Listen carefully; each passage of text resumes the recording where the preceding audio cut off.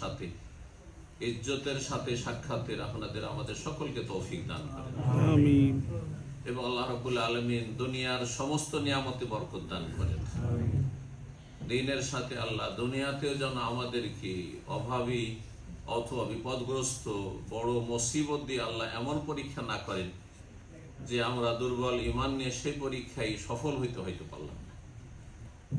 কারণ আল্লাহর পরীক্ষায় যদি মানুষ সফল হয় তাহলে খুব ভালো কাজ, কিন্তু তার জন্য শক্তিশালী ঈমানও লাগে। বর্তমান যুগে আমাদের যে ঈমান ইসলামের অবস্থা, ইয়াকিনের অবস্থা রব্বুল আলামিনের পারলৌকিক নিয়ামতের উপর, তাতে যে দুর্বলতা, এতে দুনিয়ার ভালো মুসিবত বিপদ আপদ আসলে তাতে কামিয়াবি হাসিল করা, সফলতা লাভ করা অত সহজ নয়।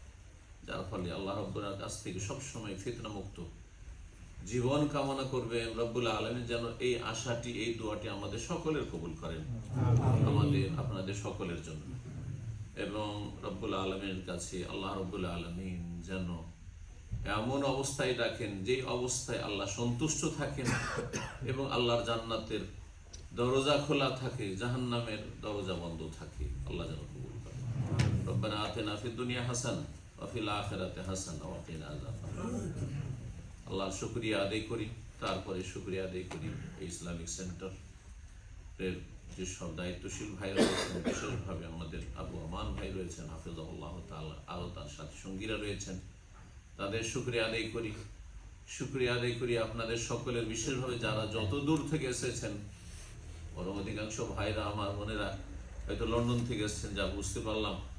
আল্লাহ আপনাদের সকলকে জাযায়ে খায়ের দান করেন এবং আপনাদের আল্লাহ রাব্বুল আলামিন এই সফরকে যেন দুনিয়া আখিরাতের জন্য মোবারক করেন, বরকতপূর্ণ সমস্ত অনিষ্ট থেকে, শার থেকে, ফাসাদ থেকে আল্লাহ যেন বাঁচান। বিষয়বস্তু সম্পর্কে শুনলেন আবু আমান ভাই হাফিজাহুল্লাহর কাছে যে সত্যিকারের বা প্রকৃত সফলতা কি,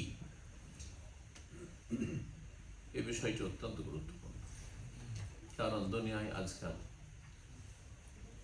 1000 জনের ওপর যদি পরিসংখ্যান চালান যে আপনার জীবনে সাকসেস কি জিনিস, সফলতা কি জিনিস, তাহলে নানা ভাষা নানা মত পাবে। আর অধিকাংশ লোকের ভাষায় পাবে দুনিয়ার সাফল্য। দুনিয়ার সাফল্য, যারা পয়সার আসক্ত, অনেকের এক একজনের এক এক রকমের চিন্তা চেতনা রয়েছে। পয়সামুখী, তারা ভাবে বেশি পয়সা ধনকুপ হইতে পারলেই হয়তো আসল সফলতা। আমি আমার ছেলে মেয়ে যদি ধনকুপ হয়ে যেতে পারি, পয়সা কোথায় রাখবো জায়গা বলছে, তাহলে আসল সফলতা। আর এক শ্রেণীর মানুষরা মনে করছেন যাদের মোহ শুধু নেতৃত্বের ক্ষমতা, সেটাই মনে করেন যে জীবনের মূল টার্গেট, তাতেই সফলতা। যত ক্ষমতাশালী হতে পারে তত বেশি সে সফল। কে কেমন ক্ষমতা অধিকারী, সেটাই সফলতা মনে করে। যারা শিক্ষার ক্ষেত্রে, দুনিয়ার শিক্ষার ক্ষেত্রে উদ্গ্রীব, আর অধিকাংশ লোক দুনিয়ার শিক্ষার ওপর অনেক বেশি গুরুত্ব দিচ্ছেন।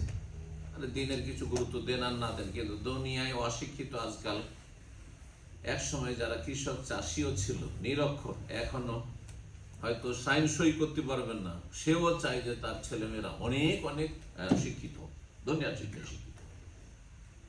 এতে অধিকাংশ মানুষের সম্পদগুলি এই রাস্তায় ব্যয় হচ্ছে।